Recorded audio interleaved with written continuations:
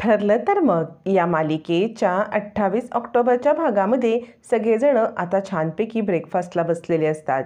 त्यावेळेला प्रताप सांगत असतो, अरे मला खूप टेन्शन आलं होतं. म्हणजे औषधांची पहिली बॅच जाणार होती ना, पण झाली. खूप मोठी ऑर्डर होती, पण झाली कंप्लीट. याच्यावरती अश्विन म्हणतो, डॅडा आपल्या प्रोफेशनमध्ये ना आपल्याला ना दसरा ना दिवाळी दररोज आपल्याला नेटाने कामाला करावंच लागतं. यावरती पूर्णाजी म्हणते, मग तुमच्या दोघांचं प्रोफेशनच तसं आहे. तुम्ही जीव वाचवता लोकांचे, तुम्हाला कसे बरं सुट्टी मिळणार? असं म्हणत नॉर्मल गप्पा-टप्पा चालू असतात. सायली सगळ्यांना ब्रेकफास्ट वाढत असते आणि ब्रेकफास्ट वाढता वाढता सायलीला चक्कर येत असते. मग सायलीचा तोल जातो. अर्जुन तिला खुर्चीवर बसवतो आणि पाण्याचा ग्लास देतो. सायली पाणी पिते. कल्पना म्हणते, काय झालं? अचानक कशी काय तुला चक्कर आली? याच्यावरती सायली म्हणते, काही नाही आई. अश्विन म्हणतो, वहिनी तू गोळ्या घेतल्या होत्यास का सकाळच्या? यावरती सायली म्हणते, हो भाऊजी मी गोळ्या घेतल्या होत्या. अर्जुन म्हणतो, कदाचित त्याच्यामुळेच ॲसिडिटी झाली असेल का? अश्विन म्हणतो, नाही रे दादा, म्हणजे त्याच्यामुळे ॲसिडिटी होणं शक्य नाही, कारण त्या डोसमध्ये अँटॅसिडची गोळी एक आहे, त्यामुळे डोस त्या ॲसिडिटीची शक्यताच नाही. अर्जुन म्हणतो, मग काय झालं असेल? असं म्हणत सायलीला चक्कर का आली, तिला का मळमळत आहे याचं कुणालाच कारण कळत नसताना सायलीला कोरड्या उलट्या सुरू होतात. सायली आता तिथून उठते आणि आपल्या रूममध्ये जाते. मग आता सगळ्यांना शंका येते की नक्की सायलीला झालंय तरी काय? कल्पना म्हणते, काय रे अर्जुन, काही खाण्यामध्ये अरबट चरबट आलं होतं का? अर्जुन म्हणतो, नाही मामा, आम्ही कुठे काय बाहेर गेलोय. जे सगळ्यांनी खाल्लं तेच त्यांनी सुद्धा खाल्लेलं आहे. असं म्हणत आता अर्जुन सगळी बातमी सांगत असतो. त्यावरती विमल पटकन बोलते, नाही ओ वहिनी, सायलीताईंना जागरण झालं असेल ना रात्रीचं, त्याच्यामुळे त्यांना कसं तरी होत असेल. यावरती पूर्णाजी म्हणते, विमल अगं काय बोलते, जरा भान तरी ठेव. विमल म्हणते, नाही तसं नाही, दसऱ्याच्या दिवशी सगळी तयारी करायची होती ना कालची, म्हणून त्यांना जागरण झालं असं मी म्हणते आहे. असं म्हणत विमल आता आपली बाजू सावरते. तेव्हा परत सायलीच्या उलटीचा आवाज येतो. मग अर्जुन म्हणतो, मला वाटते तिला अजूनही उलटी होतच आहे, मी आलोच. असं म्हणत अर्जुनसुद्धा तिच्या मागोमाग जातो. घरातल्या कुणालाच कळत नाही की नक्की सायलीला काय होतंय. कल्पना जरा अस्वस्थच असते. त्यावरती अस्मिता म्हणते, काही नाही गं, तुझ्या सुमेचं इतरांचं लक्ष आपल्याकडे वेधून घेण्याचं काम आहे, दुसरं काही नाही. अश्विन म्हणतो, मम्मा तू काळजी करू नकोस, हे बघ काही नाही, तसंच काही वाटलं तर मी गोळी देईन. तितक्यात सायली बाहेर येते. अश्विन म्हणतो, वहिनी आता कसं वाटते? सायली म्हणते, बरं वाटते, पण अजूनही मला फ्रेश वाटत नाही आहे. अश्विन म्हणतो, हे बघ मी तुला गोळी देईन, अजून थोड्या वेळ आपण वाट बघूया, नाहीतर तुला गोळी देतो. असं म्हणत असताना अर्जुन म्हणतो, चला तुम्ही आता आराम करा चला. सायली म्हणते, नाही, दिवसाढवळ्या आराम करणं मला जमणार नाही, मी न काहीतरी काम करते. यावरती विमल म्हणते, हे बघा आम्ही सगळे आहोत, तुम्ही बघ जा बरं आराम करा. यावरती पूर्णाजी म्हणते, हे बघ घरामध्ये हे असं वातावरण नको, प्रत्येकाने पटापट आपली काळजी घेऊन बरे व्हा. मरगळल्यासारख्या वातावरणामध्ये दसरा नाही साजरा करायचा आहे. असं म्हणत आडून आडून पूर्णाजी सायलीला आराम करण्यासाठी सांगत असते. मग नाईलाजाने सायली आता आराम करण्यासाठी रूममध्ये जाते. कल्पना विचार करत असते, नक्की सायलीला काय बरं झालं असेल. इकडे रूममध्ये प्रिया विचार करत असते की नक्की या सायली अर्जुनच्या नात्यामध्ये खरंच परकेपणा आहे, यांचं नातं खरं असेल की नसेल काहीच कळत नाही आहे. तेवढ्यात तिथे रविराज येतात. रविराज म्हणतात, तन्वी काय करतेस? प्रिया विचार करते, हा तर वॉचमन असायला हवा होता, वॉचमनचा ड्रेस घालून सारखा माझ्या मागे पुढे खेळत असतो. याच्यावरती आता रविराज आत येतात आणि म्हणतात, बाळा तू आज विपुलकडे गेली होतीस, मला वाटलं होतं आल्यावरती तू काहीतरी बोलशील, पण तू काही बोलली नाहीस. काय झालं, कसं वाटलं तुला विपुलचं घर? यावरती प्रिया सांगते, हो म्हणजे ठीक होतं.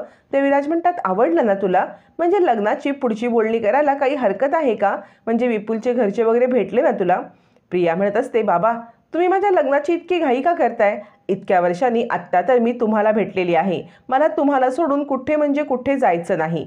असं म्हणत नाटकी प्रिया नाटक करत रविराजला मिठी मारते.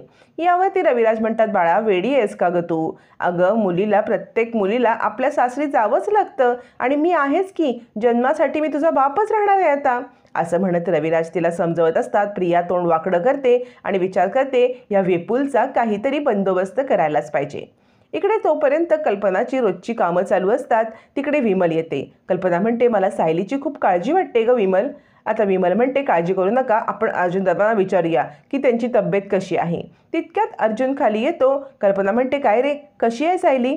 अर्जुन म्हणतो, नाही पण तिला अजूनही मळमळतंय. मला एक सांग बरं, आपल्या घरात लोणचं कुठे आहे? याच्यावरती कल्पना म्हणते, लोणचं? ते कशाला लोणचं? अर्जुन म्हणतो, ते लोणचं टाईप असतं ते गोल गोल. यावरती आता मात्र कल्पना म्हणते, अरे नक्की हवंय तरी काय तुला? अर्जुन म्हणतो, ते आवळा आवळा. आता मात्र आवळ्याचं लोणचं म्हणजे मोरावळा हवा असतो अर्जुनला. अर्जुन म्हणतो, तो बघ पूर्णाजी आम्हाला पोट दुखलं की द्यायची. याच्यावरती कल्पना म्हणते, अच्छा मोरावळा, पण आत्ता कोणाला हा मोरावळा? अर्जुन म्हणतो, अगं सायलीला देतो, तिला कसं तरी होतंय ना, कदाचित मोरावळा खाल्ल्यावर तिला बरं वाटेल. विमल म्हणते, थांबा दादा, मी तुम्हाला काढून देते. मग वाटीमध्ये विमल मोरावळा काढून देते. अर्जुन तो घेऊन वरती येतो. सायलीचं अजूनही पोटामध्ये दुखत असतं. अर्जुन म्हणतो, एक काम करा बरं, हे खाऊन घ्या पटकन मोरावळा तुम्ही. याच्यावर ते सायली म्हणते, सर आत्ता कशाला मोरावळा, मला वासाने कसं तरी होतंय. अर्जुन म्हणतो, असं काय करताय, पटकन हा मोरावळा खाऊन घ्या, कारण ना आम्ही लहान असताना आम्हाला पूर्णाची असंच द्यायची खायला. याच्यावरती सायली म्हणते, सर नको ना, माझी इच्छा नको आहे, मला माहिती आहे मोरावळा खायचा असतो. अर्जुन म्हणतो, मी तुमचं काही ऐकणार नाही, आणि अशा हट्टी आहात ना तुम्ही, थांबा मीच तुम्हाला भरवतो. असं म्हणत अर्जुन आता सायलीला मोरावळा भरवतो आणि म्हणतो, कसं वाटतंय? मोरावळा खाल्ल्यावरती सायलीला थोडंसं बरं वाटतं आणि सायली म्हणते, खरंच सर याच्याने मला बरं वाटलं हं. अर्जुन म्हणतो, तेच तर तुम्हाला सांगतोय, पण तुम्हाला कधी कुणाचं काही ऐकायचंच नसतं. आता गुपचूप आराम करून पडून राहा बरं. सायली म्हणते, आता कसला आराम? आता तर मला मोरावळा खाल्ल्यामुळे चांगलं वाटतंय ना, आता नाही मी आराम करणार. अर्जुन म्हणतो, तुम्हाला सांगणं म्हणजे ना पालथ्या घड्यावरती पाणी आहे. मी तुम्हाला म्हटलं ना, मम्माने पण सांगितलंय की आराम करायचा म्हणजे करायचा. सायली म्हणते, सर मला जमणार नाही आहे आराम करायला. अहो इडलीसाठी डाळ तांदूळ भिजत टाकायचे आहे, 2 मिनिटात डाळ तांदूळ भिजत टाकते आणि येते. अर्जुनचा न ऐकता सायली उठते आणि किचनमध्ये जायला निघते. तितक्यात पुन्हा तिला चक्कर येते.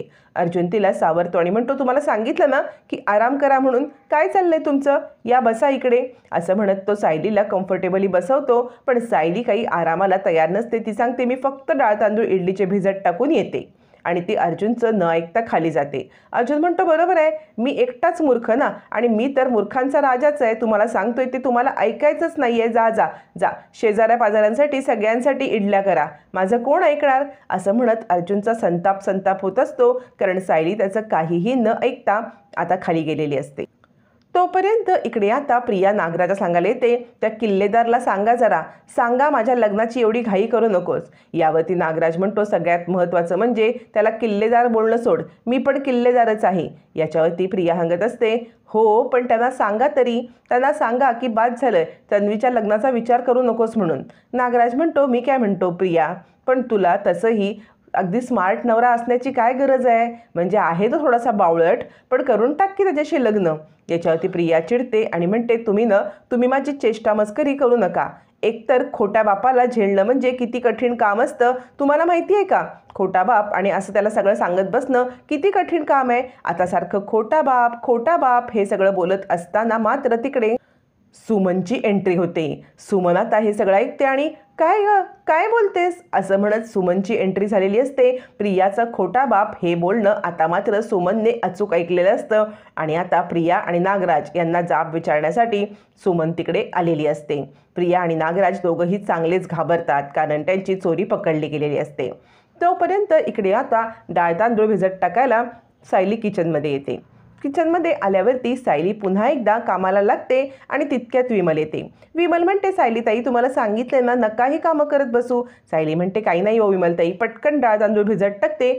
पुन्हा सायलीला चक्कर येते. विमल तिला सावरते. आता पुन्हा एकदा डायनिंग टेबलवरती बसवते आणि आवाज देते अर्जुनला. अर्जुन कल्पना खाली येतात आणि काय झालं यावरती विमल म्हणते, काही नाही, या आता किचनमध्ये काम करत होत्या, अचानक पुन्हा चक्कर आली. अर्जुन म्हणतो, मी सांगितलं होतं की कामं करू नका, तुम्हाला त्रास होईल, आराम करा, पण यांना माझं काही ऐकायचंच नाही आहे. तितक्यात ह्या सगळ्या आवाजाने प्रताप, पूर्णाजी सगळेच तिकडे येतात. अस्मिता पण येते. कल्पना म्हणते, अश्विनला बोलव बरं, आता आपण चेकच करून घेऊया. अस्मिता म्हणते, अश्विन कधीच गेला. त्याच्यावरती आता मात्र प्रताप म्हणतो, एक काम करूया, आपण कोणत्या तरी डॉक्टरांना कॉल करूया का, डॉक्टरांकडून चेकअप करून घ्यायचं का. सायली म्हणत असते, मला एवढं काही होत नाही आहे, नको डॉक्टर. पण प्रताप डॉक्टरांना कॉल करतो. पण आता इकडे कल्पनाच्या चेहऱ्यावरती एक वेगळाच आनंद येतो. कल्पनाला वेगळीच शंका येते आणि ती म्हणते, अर्जुन आता काहीही झालं ना तरी डॉक्टरांकडून कन्फर्म करून घ्यायचंच. अर्जुन म्हणतो, हो मम्मा, मी हिला डॉक्टरांकडे घेऊन जातोय. पण कल्पनाच्या चेहऱ्यावरचं हसू बघता सगळ्यांनाच आश्चर्य वाटत असतं. त्यावरती पूर्णाजी म्हणते, जा बरं, तिला घेऊन डॉक्टरकडे जा. मग आता अर्जुन डॉक्टरकडे सायलीला घेऊन जायला निघतो. तोपर्यंत पूर्णाजी नोटीस करते की कल्पनाच्या चेहऱ्यावरती एक गोड स्माईल आले आणि आता पूर्णाजी म्हणते, अगं सुनेला उलट्या होत आहेत, तिला मळमळते आणि तू का बरं हसतेस कल्पना. आणि ह्या वाक्याचा पूर्णाच्चीलाच दुसऱ्या क्षणाला विचार येतो आणि ती म्हणते म्हणजे तुला काय वाटते कल्पना?